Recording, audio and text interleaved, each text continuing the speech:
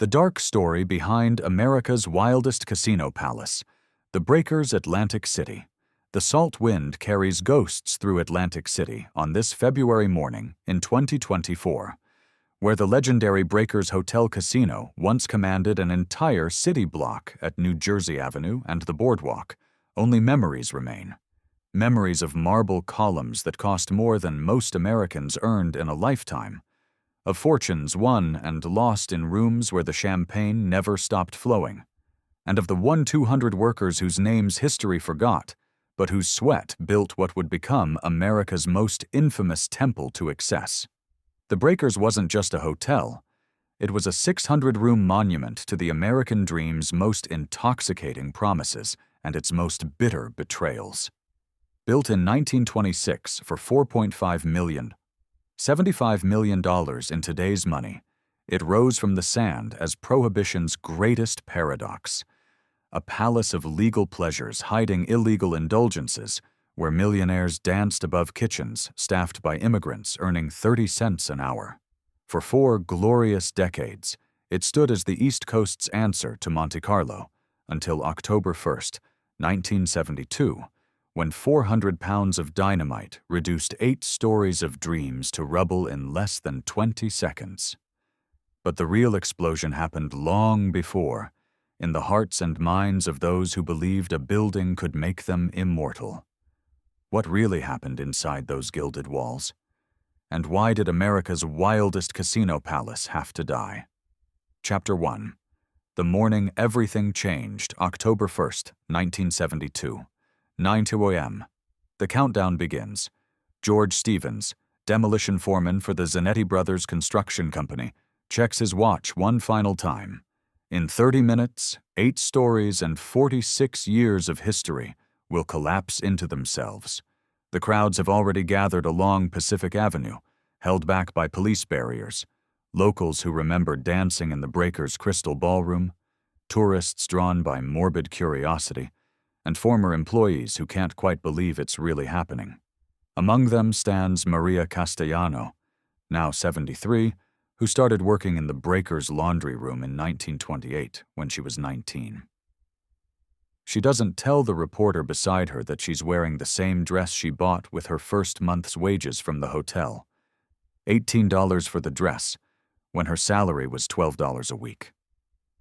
She doesn't mention the burns on her arms from the industrial pressing machines, hidden now under long sleeves. She only says, "It was beautiful. You should have seen it when it was beautiful." The Breakers Hotel Casino had been many things to many people.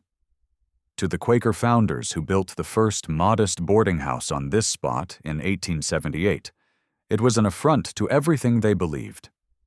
To Eugene Marvin, the Philadelphia Railroad tycoon who transformed it into a pleasure palace in 1926, it was proof that new money could buy old-world sophistication.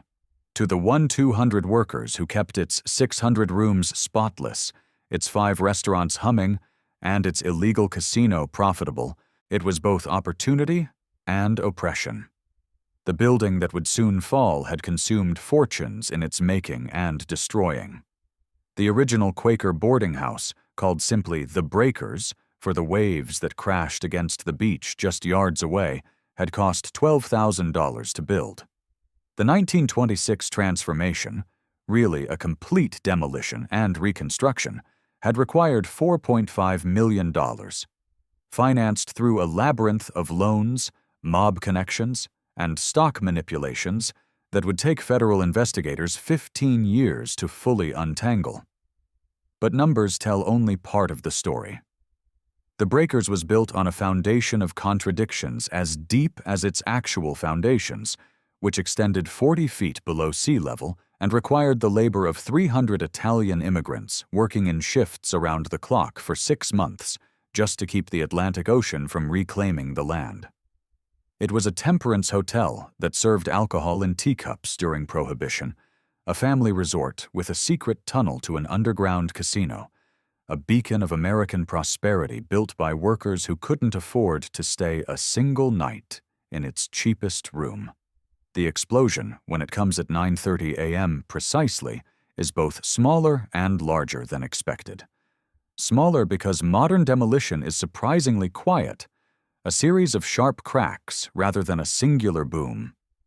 Larger because what falls isn't just concrete and steel, but an entire world. The Crystal Ballroom, where Benny Goodman played in 1938, becomes dust. The presidential suite, where Warren G. Harding lost $30,000 in a single night of poker in 1922, before the renovation in the old building's private gaming room, vanishes.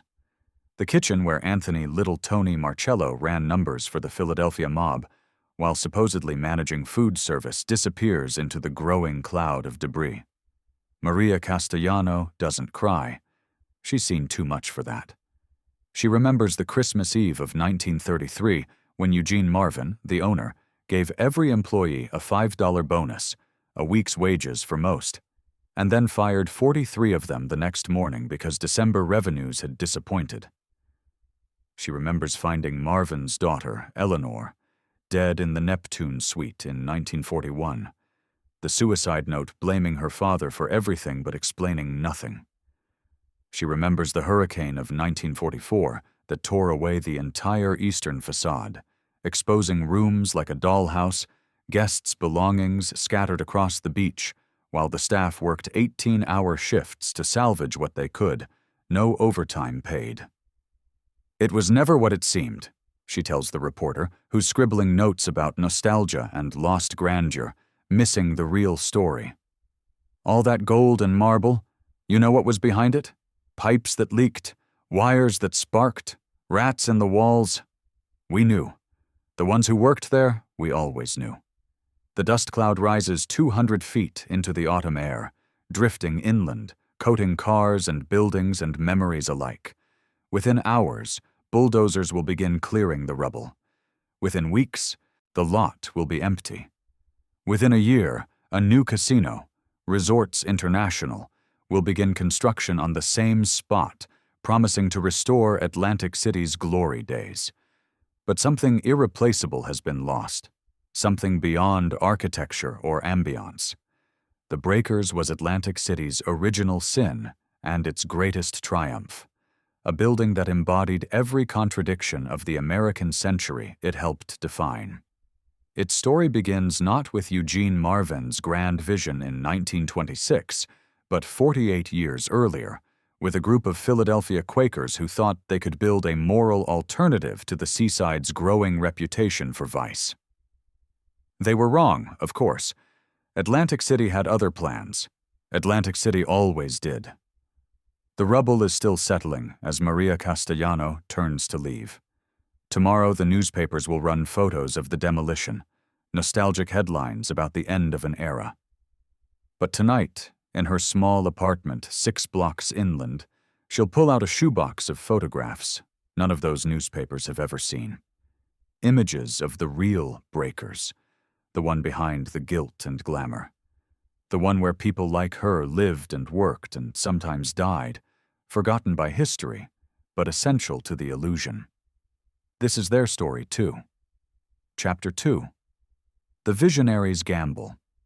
Eugene Marvin arrived in Atlantic City on March 15, 1925, stepping off his private rail car at the Atlantic City Rail Terminal with the confidence of a man who had never failed at anything that mattered.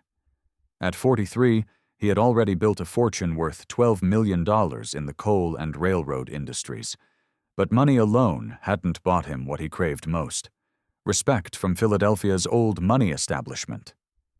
They still saw him as the son of a Jewish immigrant tailor from Pittsburgh's Hill District, no matter how many millions he accumulated. Atlantic City would be different. Here, he would build something so magnificent that even the Protestant elite would have to acknowledge his arrival. The idea had come to him 6 months earlier, during a disastrous dinner at the Union League of Philadelphia. He'd been blackballed from membership for the 3rd time, the voting members citing vague concerns about suitability that everyone understood meant his heritage.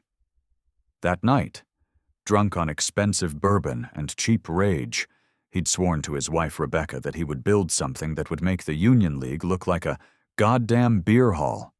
The original Breakers boarding house that Marvin purchased for $450,000 was a modest 4-story structure built by the Society of Friends in 1878. The Quakers had envisioned it as a temperance hotel, a place where decent families could enjoy the seaside without exposure to the gambling, drinking, and prostitution that already plagued Atlantic City. By 1925, it was a shabby relic, its religious founders long gone, its rooms rented mostly to traveling salesmen and the occasional tourist who couldn't afford the grander hotels along the boardwalk. Marvin didn't just want to renovate. He wanted to obliterate and resurrect. His architect, Stanford White's protege Harrison Albright, presented plans that would have made Caesar blush. 8 stories of reinforced concrete and steel, faced with Indiana limestone and Italian marble. 600 rooms, each with its own bathroom, still a luxury in 1925. 5 restaurants, including a rooftop garden that could seat 500. A ballroom with a sprung floor and gold leaf ceiling. An indoor pool modeled after the baths of Caracalla. The projected cost was $3 million, but everyone knew it would go higher. The money came from everywhere and nowhere, a financial web that investigators would still be untangling when the building fell. Marvin put up $500,000 of his own money. Another $1.5 million came from investors whose names appeared nowhere in official documents, but whose connections to bootlegging were an open secret. The First National Bank of Philadelphia, where Marvin sat on the board, provided a $1 million loan at suspiciously favorable terms. The rest came from stock manipulations in Marvin's coal companies that would eventually lead to congressional hearings in 1934. But Marvin's true innovation wasn't financial. It was social. While other Atlantic City hotels either embraced their criminality or pretended toward respectability, the Breakers would do both simultaneously. The public spaces would be grand enough for debutante balls and society weddings. The private spaces would cater to every vice the Roaring Twenties could imagine. The key was architecture as moral laundering. The main entrance on the boardwalk opened into a 3-story atrium with a fountain featuring Neptune, surrounded by marble dolphins. Families would enter here, checking into rooms that were luxurious but wholesome. But the New Jersey Avenue entrance, discreetly placed and unmarked, led to a different world. An elevator behind a false wall descended to what official blueprints called storage areas, but what would become the most exclusive illegal casino on the East Coast. Marvin understood something fundamental about American psychology. People wanted to sin, but they wanted to feel righteous while doing it. The Breakers would give them both. A man could lose his fortune at the roulette wheel in the basement, and then attend Sunday services in the hotel's non-denominational chapel, built with stained glass windows imported from a disbanded church in Venice. The construction began in May 1925, and immediately Marvin's ambitions collided with reality. The site, only 100 yards from the Atlantic Ocean, was essentially a sand dune with a water table just 6 feet below the surface. Chief engineer Thomas Brennan, imported from New York after his work on the Woolworth Building, declared it the worst possible location for a structure of this magnitude. The foundation alone would require driving steel piles 40 feet deep and creating a concrete pad thick enough to support 8 stories while keeping out the ocean. Marvin's solution was typically American. Throw money and bodies at the problem. He hired the Tomasetti Construction Company, known for their work on the Holland Tunnel, and gave them blank checks and impossible deadlines. They, in turn, recruited workers from the Italian neighborhoods of South Philadelphia, promising good wages but delivering dangerous conditions. By September 1925, 300 men were working on the foundation alone, many of them recent immigrants who spoke little English and understood less about their rights. They worked in shifts around the clock, pumping out seawater, pouring concrete, racing against tides and time. The accident started immediately. Antonio Benedetti, crushed by a falling pile driver on September 15th, Giuseppe Romano, drowned when a cofferdam collapsed on October 2nd, 3 others whose names weren't recorded because they were day laborers without official employment.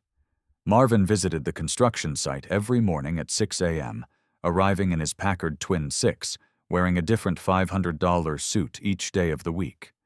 He would stand at the edge of the excavation, watching the men below struggle with pumps and concrete, and see not their suffering, but his destiny taking shape.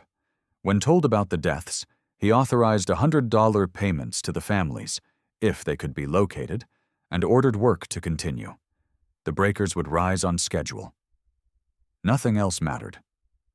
Chapter 3. Building the Impossible. The architectural drawings that Harrison Albright submitted to the Atlantic City Building Commission on June 1, 1925, were works of art in themselves, 23 sheets of hand-drafted blueprints that depicted a structure more ambitious than anything the shore town had ever seen. But the men who would actually build the breakers barely glimpsed these pristine documents.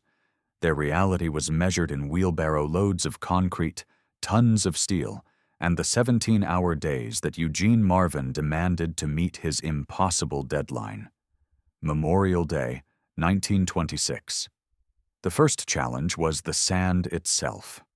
Atlantic City was built on a barrier island, essentially a glorified sandbar that nature never intended for permanent structures. Where the breakers would rise, test borings revealed sand all the way down to 38 feet. Then a layer of clay too thin to support anything. Then more sand. The water table fluctuated with the tides, sometimes rising to within 4 feet of the surface during storms. Thomas Brennan's engineering solution was both elegant and brutal. Instead of trying to reach bedrock, which might not exist at any practical depth, they would create their own. The plan called for driving 400 hollow steel piles in a grid pattern, each pile 40 feet long and 12 inches in diameter. Once driven, they would be filled with concrete, creating what Brennan called a forest of stone trees that would distribute the building's weight across a massive area. The pile driving began at dawn on July 6, 1925. The steam-powered hammers could be heard 6 blocks inland, a rhythmic pounding that would continue for 3 months. Each pile required an average of 300 blows to reach the required depth, and at least one man to guide it while standing directly beneath the hammer, a position so dangerous that workers rotated every 30 minutes to prevent fatigue-induced accidents. The crew driving the piles was entirely Italian, recruited by labor contractor Salvatore Big Sal Torino from the neighborhoods around Christian Street in South Philadelphia.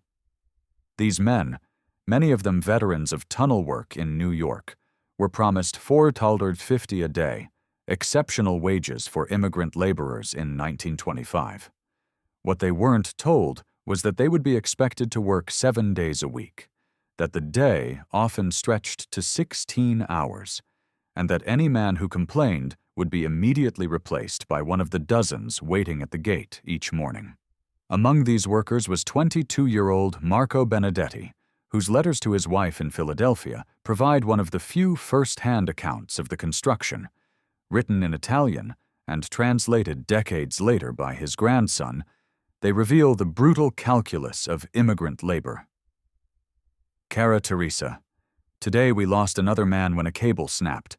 The pile fell sideways and caught him against the cofferdam. They carried him away, and we went back to work.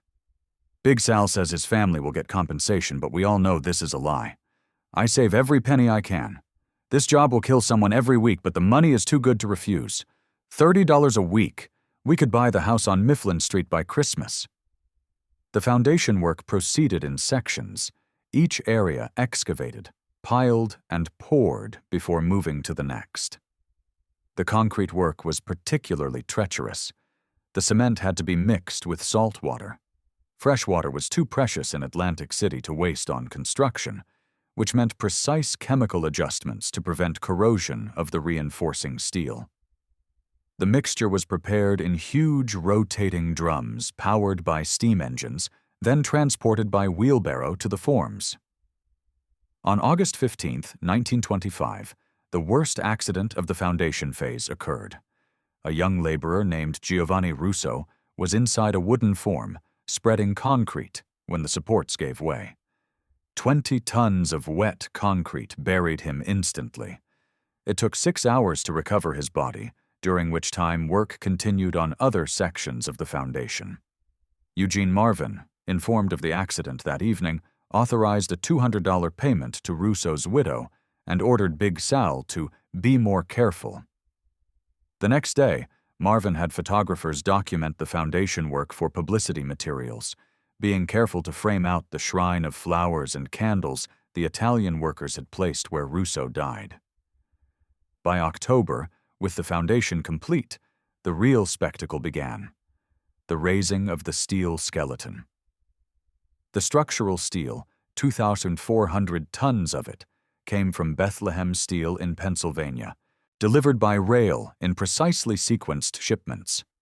The steelworkers were a different breed from the foundation crews: Irish and Swedish ironworkers from New York, members of the International Association of Bridge, Structural, and Ornamental Ironworkers, who commanded $7 a day and wouldn't work Sundays except for double pay. The steel frame rose with stunning speed. By November 1st, the first 3 floors were complete. By Christmas, all 8 stories were framed out, the skeleton wrapped in canvas to allow work to continue through the winter. The riveters worked in teams of 4, a heater, a catcher, a bucker-up, and the riveter himself, their rhythmic hammering creating a percussion that became the soundtrack of Atlantic City that winter. But speed came at a price. On January 8, 1926, ironworker Patrick McGrath fell from the 7th floor when a gust of wind caught the beam he was walking. He lived for 3 hours, long enough to tell his foreman, "Don't let them blame the wind. The beam was icy. We said it wasn't safe." His death was officially attributed to worker carelessness. The exterior cladding began even before the steel was complete. The Indiana limestone came from quarries near Bedford, each block cut to specification and numbered according to Albright's exacting plans. The Italian marble for the lobby arrived in February, 200 tons of Carrara marble that required special reinforcement of the floors just to store. The installation was entrusted to Pietro Lombardi, a master craftsman from Rome who had worked on the Vatican restoration. He brought 6 apprentices with him and recruited local Italian stoneworkers for the rougher work. Lombardi was an artist, but he was also pragmatic. When Marvin demanded that certain marble installations be completed faster than proper technique allowed, Lombardi complied, privately telling his apprentices in Italian, "We build for the photograph, not for the ages." He was right. Many of the marble panels that looked magnificent in the opening day photos of May 30th, 1926, would begin separating from their backing within 5 years. Through it all, Eugene Marvin maintained his morning inspections, though by March 1926, these had become more theatrical than practical. The building was rising on schedule, its completion inevitable, built on a foundation of 400 steel piles, 50,000 cubic yards of concrete, and the broken bodies of at least 11 workers, though only 6 deaths were officially recorded. The breakers would open on time, Marvin assured the press. It would be perfect. Chapter 4. The Golden Facade. The Breakers Hotel Casino opened to the public at precisely noon on Saturday, May 29th, 1926, the beginning of Memorial Day weekend.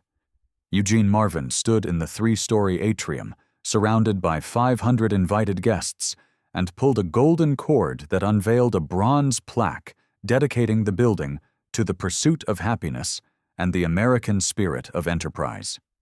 The champagne fountain, technically illegal under prohibition but overlooked by the Atlantic City police commissioners in attendance, began flowing at 12:01.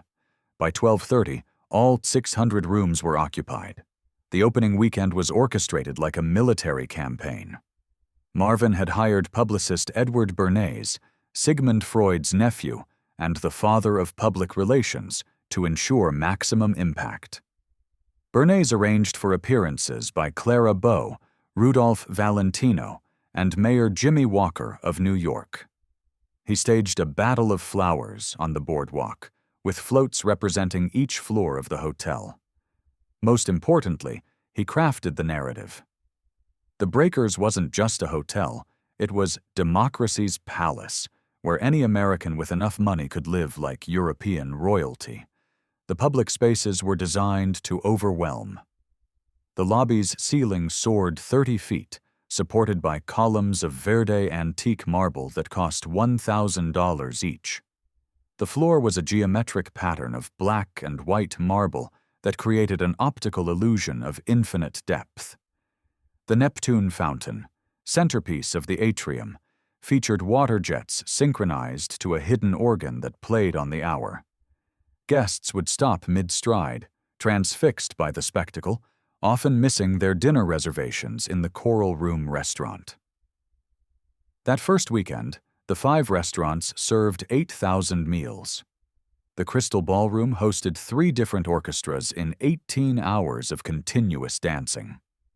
The Roman Pool, with its mosaic recreating Botticelli's Birth of Venus, was reserved for registered guests only, a detail that sparked fistfights when day visitors discovered they couldn't access it despite paying the $5 inspection fee that allowed non-guests to tour the public areas.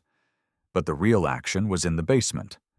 The casino, accessible only through the New Jersey Avenue entrance and requiring both a password and a recommendation from an existing member, opened at 8 p.m. that first night. The password changed weekly, but that first week simply Neptune admitted guests to a world that supposedly didn't exist. The main gaming room stretched 150 feet by 80 feet, with a ceiling painted to resemble the night sky, complete with electric stars that twinkled in constellation patterns. 6 roulette wheels, 4 craps tables, and 20 blackjack positions were staffed by dealers imported from Havana and Monte Carlo. The minimum bet was $5 at a time when the average American made $25 a week. On opening night, according to a ledger discovered decades later in the Atlantic City Historical Society, the casino netted $47,000. Managing this parallel universe required 2 complete staffs. The white staff, what management called the visible employees, consisted of 400 people, desk clerks, bellhops, waiters, and housekeepers who maintained the hotel's respectable facade. The black staff, a term that had nothing to do with race, but rather the black market nature of their work, numbered another 200, casino dealers, cocktail waitresses, and the security. Men who ensured that what happened in the basement stayed there.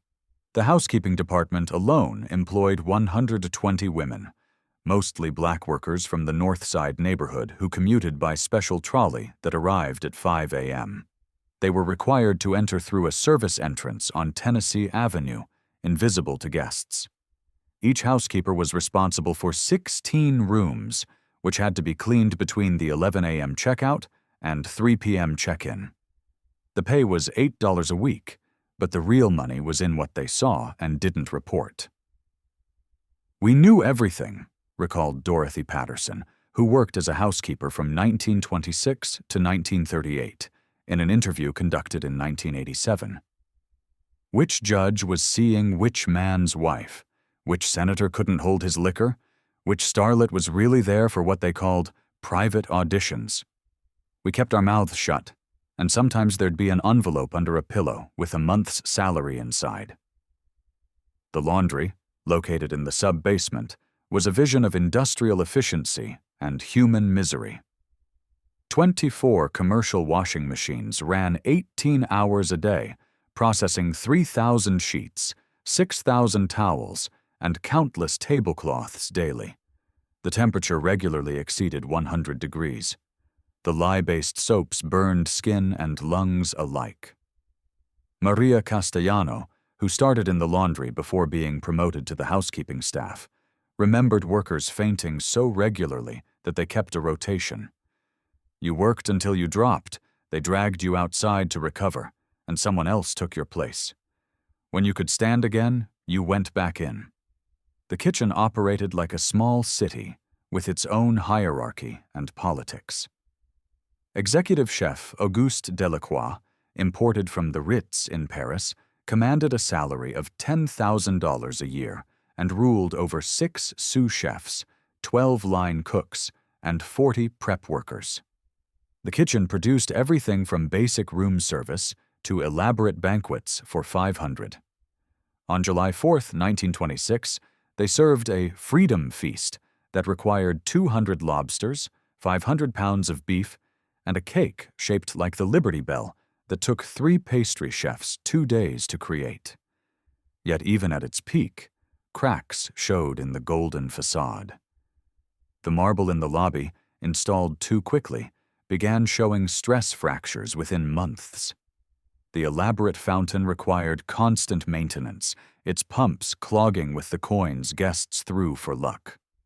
The air conditioning system, revolutionary for its time but under-tested, broke down during the heat wave of August 1926, forcing the evacuation of the top 3 floors.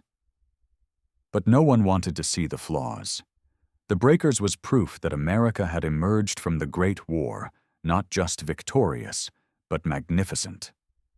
It was the Roaring Twenties made manifest in limestone and marble, a temple to the belief that there were no limits to American prosperity. That belief would last exactly 3 years, 2 months, and 26 days. Chapter 5. The Price of Paradise. Behind every polished surface at the Breakers Hotel Casino lay a hidden world of sweat, suffering, and systematic exploitation. While guests paid $45 a night for ocean view suites, equivalent to $700 today, the workers who made their luxury possible survived on wages that barely covered rent in Atlantic City's increasingly expensive boarding houses. This was the mathematics of the Gilded Age's last gasp: opulence for the few, subsistence for the many, and the vast machinery of human labor hidden behind service doors and staff-only corridors. The employee entrance on Tennessee Avenue opened at 4:30 a.m. each morning, admitting the first shift of workers who would ensure that guests never saw the effort required to maintain paradise. By 5:00 a.m., 400 people were at their stations, firing up boilers, preparing breakfast for 600 rooms, polishing silver that would gleam in the coral room's candlelight. They moved through service corridors that ran parallel to every guest hallway, a shadow architecture that allowed workers to appear and disappear as if by magic. James Crawford, who worked as a bellhop from 1927 to 1931, described the system in a memoir written 40 years later. We existed in a different dimension. The service corridors were narrow, hot, and painted industrial green. No marble there, just concrete floors that destroyed your feet after 14 hours. We had memorized maps of the building that guests never saw. I could get from the basement to the 8th floor without ever entering a guest area, moving through passages behind the walls like mice. The racial dynamics of the breakers reflected Atlantic City's rigid segregation. Black workers could clean rooms, but not work the front desk. They could cook food, but not serve it in the main restaurants. The casino employed no black dealers, though black musicians were permitted to perform, entering through a separate entrance and forbidden from mingling with guests during breaks. The housekeeping staff bore the heaviest burden. Each room had to meet Eugene Marvin's hospital standard, a term he coined that meant surfaces clean enough for surgery. This required not just changing linens but scrubbing every surface with carbolic acid, polishing all metal fixtures, and arranging personal items according to a precise diagram posted in the service areas. The standard time allotted was 18 minutes per room. Most housekeepers needed 25. The difference came out of their unpaid time. Betty Morrison, a white housekeeper who was one of the few permitted to clean the penthouse suites, remembered finding $100 bills left as tips, more than 3 months of her salary. But she also remembered finding worse things. Blood on the walls that we weren't supposed to ask about, women's clothing torn to pieces. Once, a gun still warm from being fired. We cleaned it all. That was the job. The casino staff operated under different pressures. Dealers were required to stand for 8-hour shifts without breaks, dealing cards or spinning wheels while calculating odds, and watching for cheaters. They wore formal evening attire that they had to purchase themselves, a $40 investment when they made $20 a week. Any shortage in the till came out of their pay. Any caught skimming was not just fired, but beaten by the security staff and dumped at the city limits. Vincent Vinnie Cards Torelli, who dealt blackjack from 1928 to 1934, explained the economics. The house expected you to clear $1,000 a night from your table. That was your quota. If you made more, you got a $5 bonus. If you made less 3 nights in a row, you were gone. Some dealers would stake their own money to make quota, hoping to win it back later. The house knew and didn't care. You were just another piece of equipment. The kitchen staff worked in conditions that would horrify modern health inspectors. The main kitchen had no air conditioning and only minimal ventilation. During summer, temperatures reached 115 degrees. Burns were constant, from stoves, from steam, from hot oil that splattered when orders had to be rushed. The hotel's medical log, discovered in the 1990s, recorded an average of 3 serious burns per week, though workers claimed most injuries went unreported because taking time off meant losing your job. The most dangerous job was in the boiler room, where 6 massive coal-fired boilers generated steam for heating, hot water, and laundry. The boilers consumed 40 tons of coal daily, which had to be shoveled by hand by crews working in 4-hour shifts. Longer than that, and men would collapse from heat exhaustion. The coal dust coated everything, infiltrating lungs and shortening lives. Of the 12 men who worked the boilers during the breakers' first year, 7 would die of lung disease before age 50. But perhaps the most insidious exploitation was economic. Atlantic City in the 1920s was experiencing a housing crisis. The influx of workers for the building boom had driven rents sky high. A small room in a boarding house cost $8 a week, exactly what a housekeeper made. Workers often slept in shifts, sharing beds in what were called hot sheet arrangements. Some lived in shanties in the North Side neighborhood, structures that would be demolished whenever the city needed to appear respectable for conventions. The breakers' management was aware of these conditions, but considered them irrelevant. In a memo dated September 3, 1927, General Manager Harrison Whitmore wrote to Marvin, "The labor situation remains satisfactory. The waiting list for positions ensures discipline. The threat of replacement is more effective than any raise in wages." This threat was made real regularly. Workers who complained were fired immediately and blacklisted from other Atlantic City hotels. Those who tried to organize, and there were several attempts between 1926 and 1929, faced worse.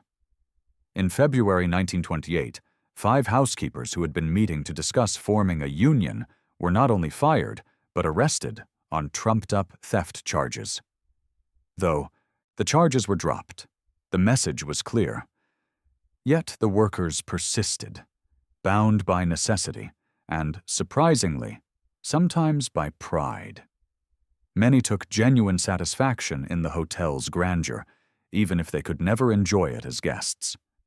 They developed their own culture in the service areas, sharing meals cooked from leftover ingredients, celebrating birthdays in the laundry room, creating a community in the shadows of splendor. By 1929, the breakers employed 800 people to serve at most 2,000 guests, a ratio that created the illusion of endless, effortless service. The payroll was $35,000 a week, while a single good night in the casino could net twice that. This was the arithmetic of exploitation that made the Roaring Twenties roar, at least for those who could afford to hear it.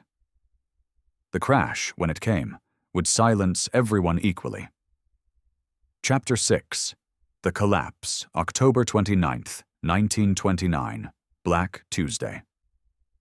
While panicked investors crowded the New York Stock Exchange floor, Eugene Marvin sat in his 8th-floor office at the Breakers, watching his empire dissolve through telegraph updates. By noon, his coal company stocks had lost 60% of their value.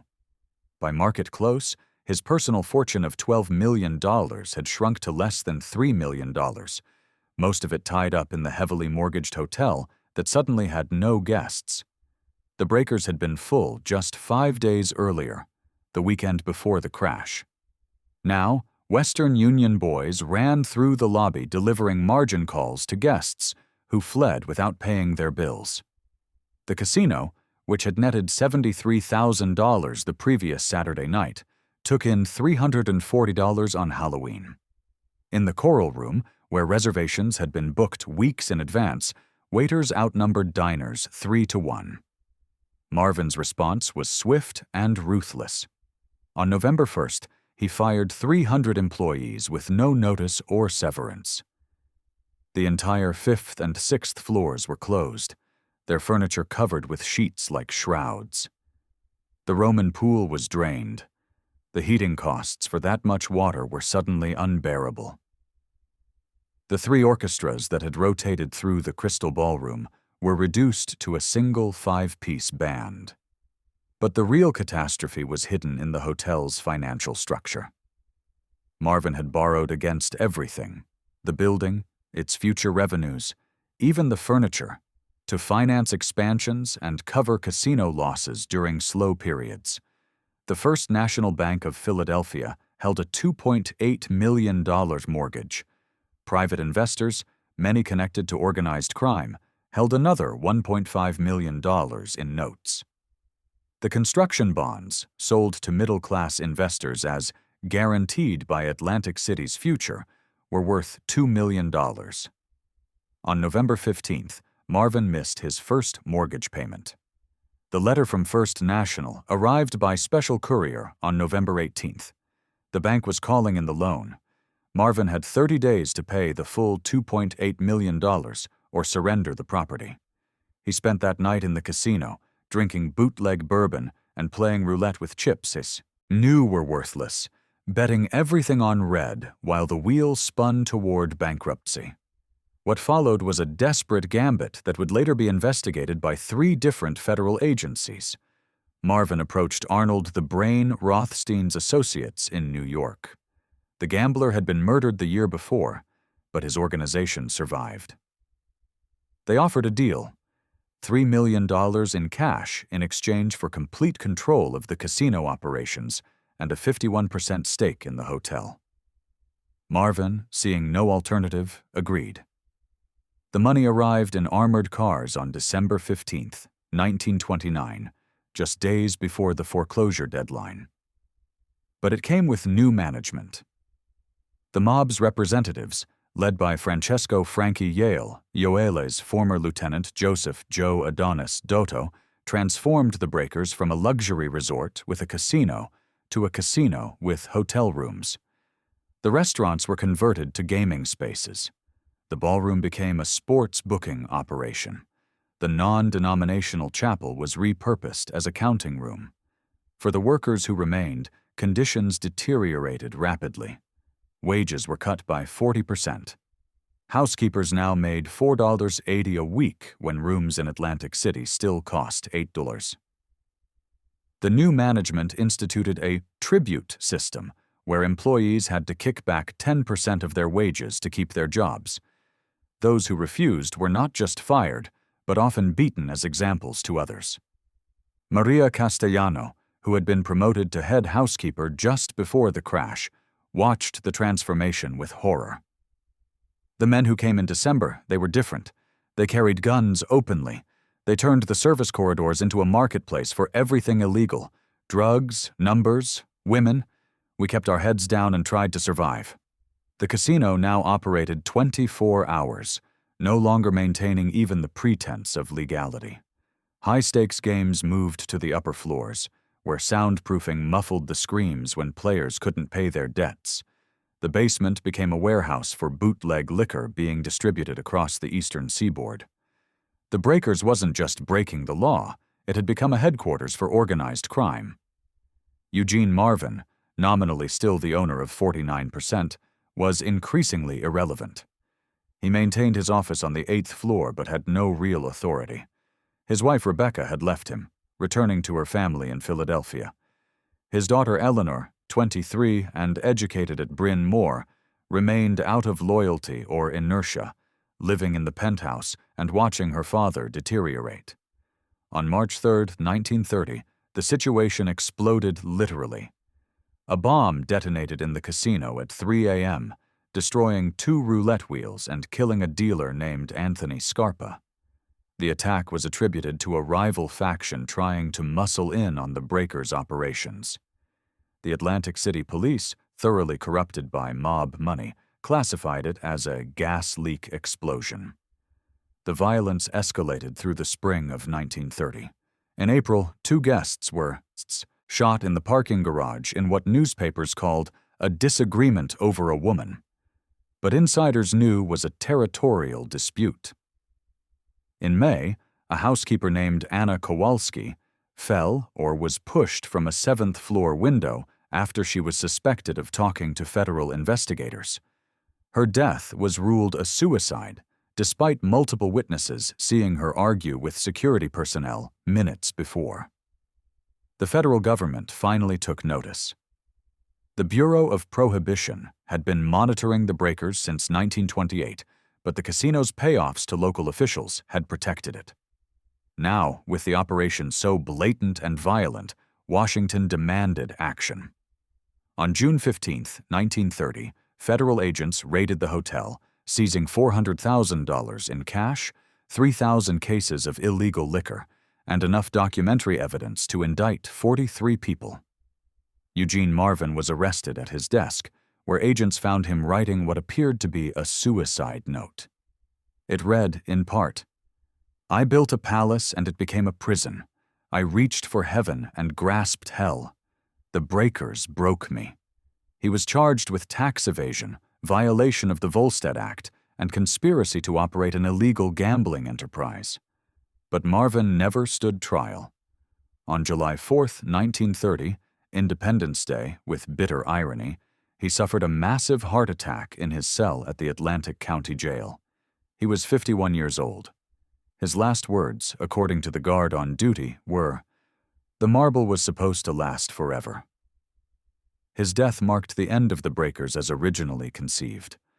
What followed would be a long, slow descent into decay, punctuated by moments of revival and repeated failure, until that morning in 1972, when dynamite finally ended what the stock market crash had begun.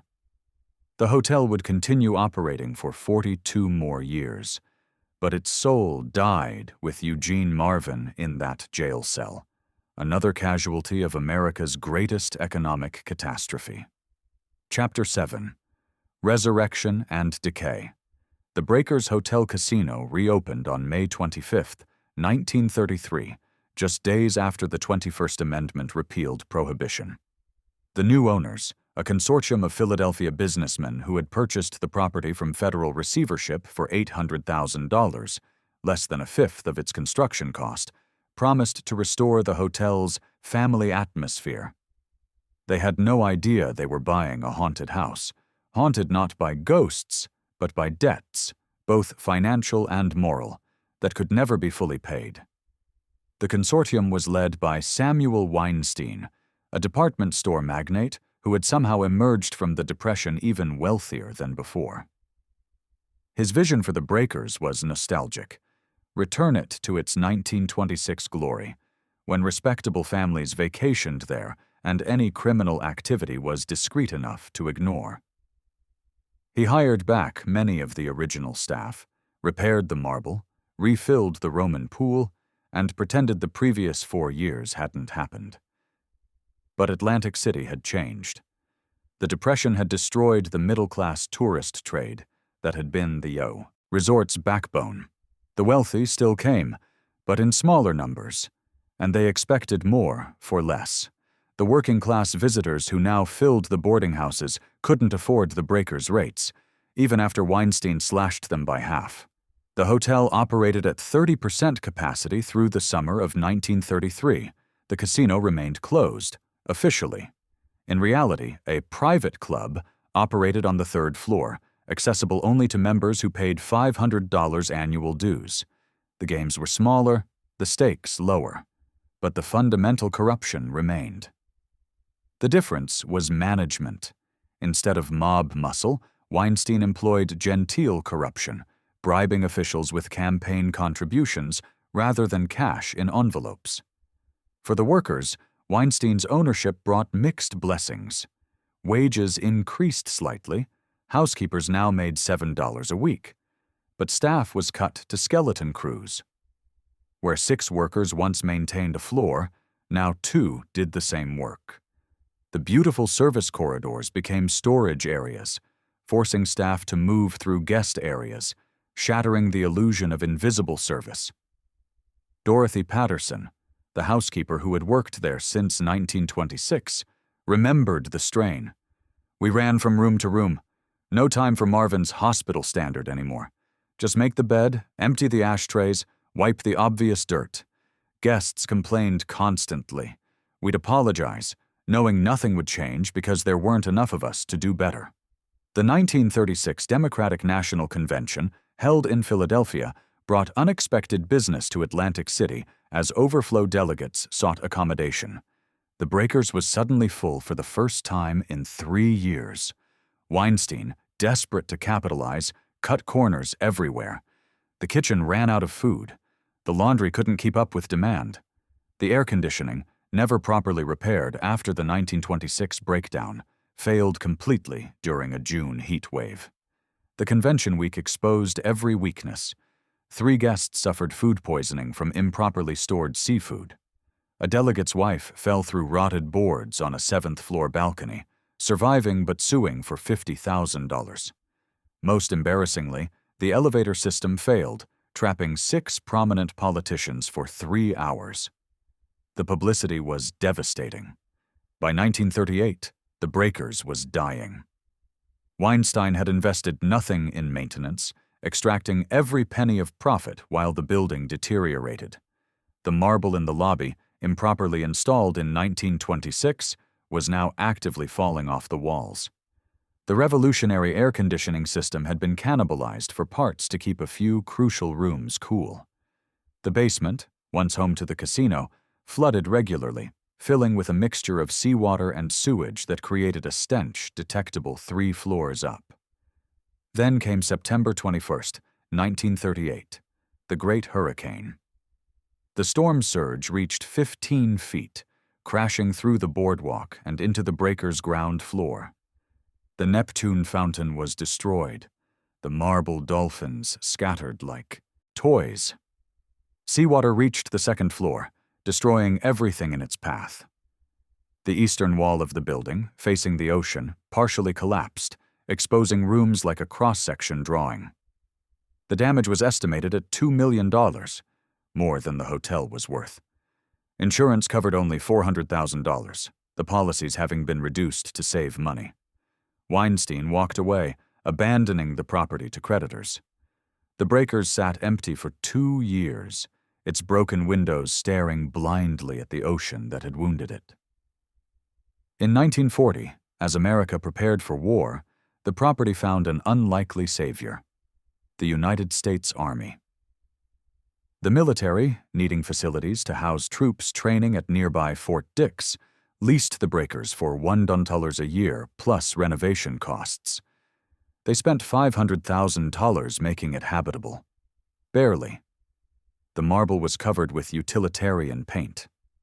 The ballroom became a mess hall. The guest rooms were converted to barracks, with 4 soldiers assigned to spaces that once housed 1 guest. For 3 years, the breakers served as a military facility, housing 2,000 soldiers at a time. The troops, many heading to European battlefields, carved their names into door frames and closet walls, graffiti that would be discovered decades later during demolition. Messages like, "Joey from Brooklyn, 1942, pray for me," and "If you're reading this, I made it home, Tommy S., 1943. The military presence brought unexpected vitality. The soldiers patronized local businesses, dated local girls, and made Atlantic City feel essential to the war effort.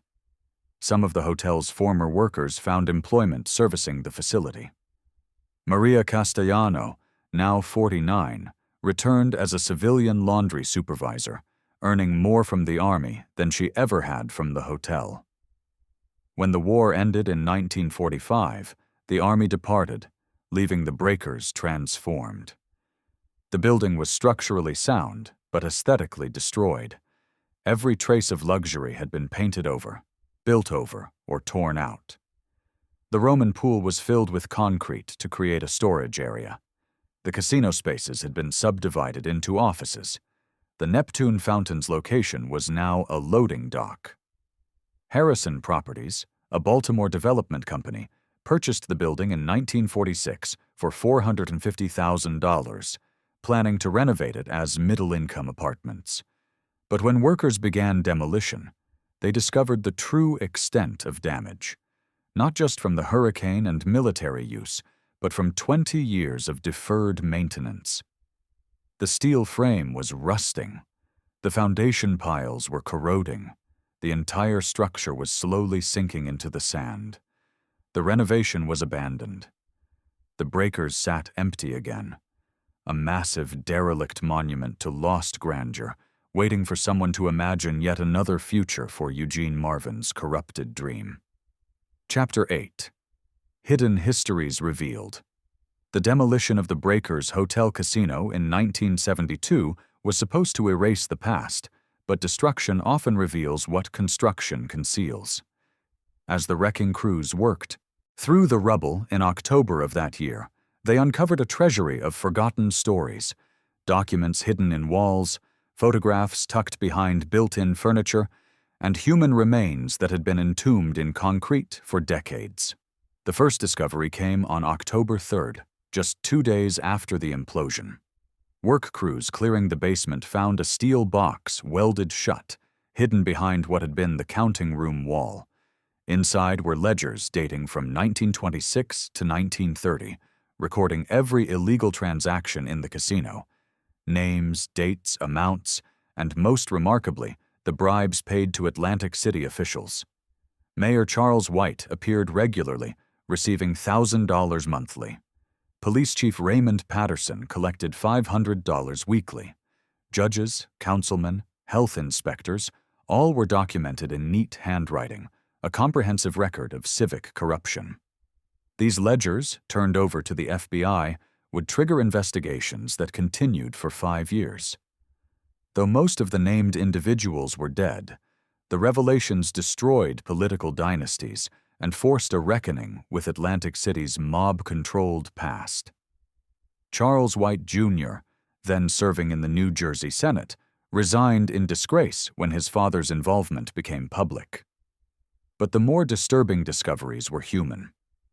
On October 15th, workers excavating the foundation found skeletal remains wrapped in a hotel tablecloth, buried beneath the concrete pad that supported the kitchen. Dental records eventually identified the victim as Tommy Torino, a 22-year-old numbers runner who had disappeared in March 1929. His skull showed evidence of blunt force trauma. He had been murdered and entombed in the foundation while the hotel operated above him. This discovery prompted a more systematic search. Ground-penetrating radar revealed 3 more anomalies in the foundation. 2 were never excavated. The cost was deemed excessive, but the 3rd yielded another body, an unidentified woman, likely in her 20s, wearing what forensic analysts identified as a housekeeping uniform from the late 1920s. She had been pregnant when she died.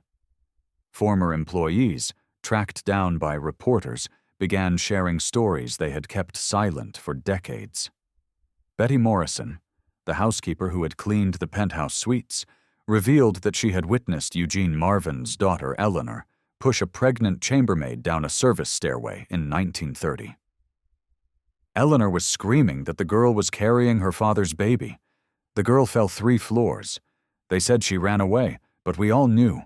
We all knew she never left that building. The demolition also uncovered a hidden archive of photographs, preserved by accident in an air pocket created when a wall collapsed during the 1938 hurricane. These images, taken by an unknown employee, showed the breakers' hidden life. Exhausted workers sleeping in the laundry room, injuries being treated in the basement because workers couldn't afford doctors, children, illegal child, workers scrubbing floors at night. One photograph, dated July 4, 1927, was particularly haunting. It showed the kitchen staff posed for a formal portrait, 43 people in white uniforms, standing before the service entrance. Research would reveal that 19 of them died before age 40, most from tuberculosis or other diseases associated with poverty and overwork. Their names, inscribed on the photo's back, were the only record that most of them had ever existed. The Atlantic City Historical Society, given access to the demolition site, recovered thousands of artifacts. Room keys told stories. One from room 731 was found with a suicide note dated September 3, 1929, written by a businessman who had lost everything. "The room is beautiful. I wish I could have afforded it when I was alive." Registration cards revealed famous names using aliases, criminals using false identities, and married men registering with women not their wives. Perhaps the most significant discovery came from Maria Castellano herself, still alive at 73. Inspired by the demolition and the memories it stirred, she brought forward a diary she had kept from 1928 to 1934.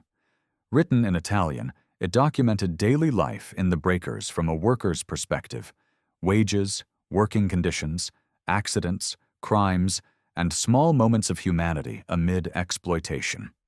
One entry, from December 24, 1929, was especially poignant.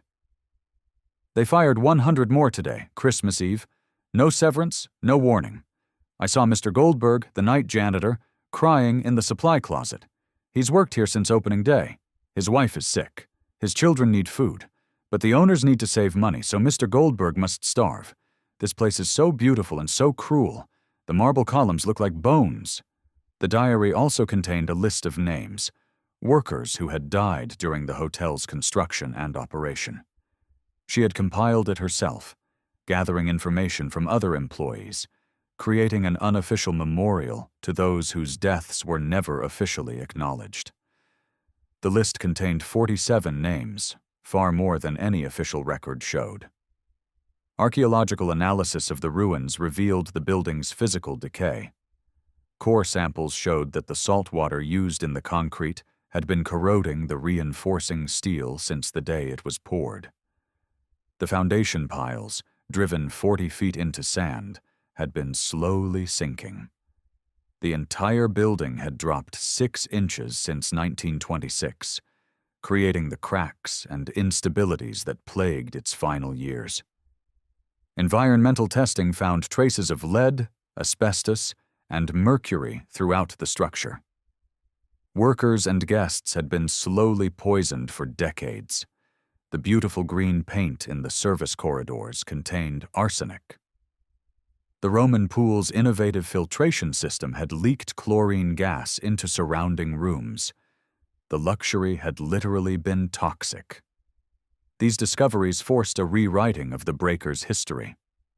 What had been remembered as a glamorous failure was revealed as a crime scene, a morgue, a monument to exploitation. The Atlantic City Chamber of Commerce tried to suppress the worst revelations, afraid they would damage tourism. But the stories spread anyway, carried by former workers finally free to speak. Dorothy Patterson, interviewed by the New York Times in 1973, summarized what many felt. People talk about how beautiful it was, how grand. But beauty built on suffering isn't beautiful. It's painted blood. Every piece of marble in that place was polished by someone who couldn't afford to feed their children. Every chandelier threw light on crimes. I'm glad it's gone. The rubble was cleared by December 1972. By spring, construction had begun on Resorts International, the casino that would replace the Breakers. The developers promised it would be different, modern, clean, honest. They built it on the same foundation, using some of the same concrete piles that Eugene Marvin's workers had driven in 1925. They built, quite literally, on the same ground where bodies were buried and dreams were crushed. Some ghosts, it seems, are structural. Chapter 9. Legacy of Shadows. Today, where the Breakers Hotel Casino once stood, the Ocean Resort Casino rises into the Atlantic City sky, the fourth attempt to make this cursed ground profitable since 1972. Tourists pose for selfies in a lobby that sits directly above where Tommy Torino's body lay entombed for 43 years. They never know they're standing on a mass grave of ambitions, both architectural and human. The Breakers' true legacy isn't in the buildings that replaced it, but in the lives it shaped and destroyed.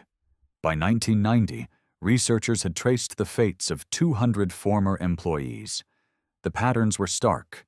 Average life expectancy 15 years below the national average, rates of lung disease triple the norm, poverty and old age almost universal. The hotel that promised to elevate Atlantic City had instead consumed its workers like coal in its own boilers. Yet some survived to see their stories validated. Maria Castellano lived until 1994, reaching 95 years old. In her final years, she became an unofficial historian of Atlantic City's working class, her apartment a shrine to disappeared hotels and forgotten workers. She kept a photograph of the Breakers on her mantel, not a glamour shot of the lobby, but that haunting image of the kitchen staff from 1927. "These were my people," she would tell visitors. "They matter more than all that marble." Her diary, donated to Rutgers University, became a primary source for understanding labor conditions in 1920s Atlantic City. Graduate students discovered that her detailed wage records revealed systematic theft. Workers were routinely paid less than promised, with deductions for uniforms, breakage, and training that were never explained. The Breakers stole an estimated $400,000 from its workers over its lifetime, $8 million in today's money. The architectural legacy proved equally complex. The Breakers had pioneered several construction techniques out of necessity: the deep pile foundation system, the saltwater concrete formula, the integrated air conditioning that would influence hotel construction for decades. But it also served as a cautionary tale. The American Institute of Architects published a study in 1975 calling it a masterclass in how not to build, documenting every corner cut, every ignored warning, every decision that prioritized appearance over structure. Urban archaeologists continue finding traces. In 2010, construction workers extending sewer lines discovered a tunnel running from the Breakers' basement toward the boardwalk, part of the rumored network used to move illegal liquor and dispose of bodies. In 2015, Hurricane Sandy's storm surge uncovered foundation piles on the beach, steel columns that had supported Eugene Marvin's dream, now rusted sculptures reaching toward nothing. The casino industry that now dominates Atlantic City owes a debt to the Breakers it rarely acknowledges. The hotel proved that Americans would travel for gambling, that illegality could be overcome with sufficient bribery, that luxury could mask vice if the facade was impressive enough. When New Jersey legalized casino gambling in 1976, they were following a path the Breakers had blazed 50 years earlier. Modern Atlantic City's labor movement also traces roots to the Breakers. The hotel's exploitation of workers, the wage theft, dangerous conditions, and casual cruelty became rallying points for union organizers in the 1940s and 50s. The Hotel and Restaurant Employees Union Local 54, which now represents thousands of casino workers, was founded by veterans of the Breakers and similar hotels. Their contracts specifically forbid many practices that were routine at the Breakers: forced kickbacks, unpaid overtime, termination without cause. The families of Breakers workers carry generational trauma. Anthony Benedetti, grandson of Marco, who worked the foundation, became a labor lawyer specializing in construction safety. "My grandfather's letters from the Breakers taught me that buildings are built on bones," he says. "Every skyscraper, every casino, every mansion, someone died for it, someone suffered. The least we can do is remember their names." In 2019, an art installation called The Hidden Breakers opened at the Atlantic City Arts Center. Artist Donna Williams, whose grandmother was a Breakers housekeeper, created a full-scale reproduction of a service corridor using reclaimed materials and augmented reality. Visitors wear headsets that overlay the stories of workers onto the physical space. You can stand where Maria Castellano collapsed from heat exhaustion, where Tommy Torino was last seen alive, where pregnant workers hid their conditions to avoid termination. The installation sparked controversy. The Atlantic City Tourism Board called it unnecessarily negative, focusing on ancient history that might discourage visitors. But Williams defended her work. "The Breakers sold a fantasy that Atlantic City still sells, that you can escape reality here, that your pleasure exists in a vacuum. But someone always pays for paradise. Someone always suffers for your fun." The financial crimes connected to the Breakers continued rippling for decades. The investigation triggered by the 1972 Ledger discovery led to the conviction of 12 former officials and the revelation of systematic corruption throughout New Jersey's government. The scandal helped inspire the Casino Control Act of 1977, which required extensive background checks for casino operators, a direct response to the Breakers' mob infiltration. Today, the site generates more tax revenue in a month than the Breakers did in its lifetime. But profitability doesn't equal redemption. The ground remains contaminated, not just with industrial chemicals, but with a moral pollution that no remediation can clean. Every casino built there has failed or struggled. Locals call it the Breakers' curse, though economists cite more mundane factors: competition from other states, online gambling, changing tastes. The last physical remnant of the Breakers isn't in Atlantic City at all. It stands in the Smithsonian's National Museum of American History, a single marble column from the lobby, donated by a demolition worker who thought it was too beautiful to crush. The museum displays it not in their architecture section, but in their exhibition on income inequality, labeled simply, "Symbol of the Gilded Age's End, 1926-1972. The marble is still beautiful. That was never the problem. Chapter 10. What Remains? The Atlantic Ocean continues its ancient assault on Atlantic City, each wave carrying away a few more grains of sand, each storm surge reaching a little further inland. The coastline has retreated 50 feet since the Breakers fell. In another century, the ocean will reclaim the ground where Eugene Marvin built his monument to ambition. Perhaps that's the only justice possible. Natural forces erasing what human justice couldn't correct. But stories persist longer than stone. Maria Castellano's diary is now digitized, available to anyone who wants to understand the real cost of American luxury.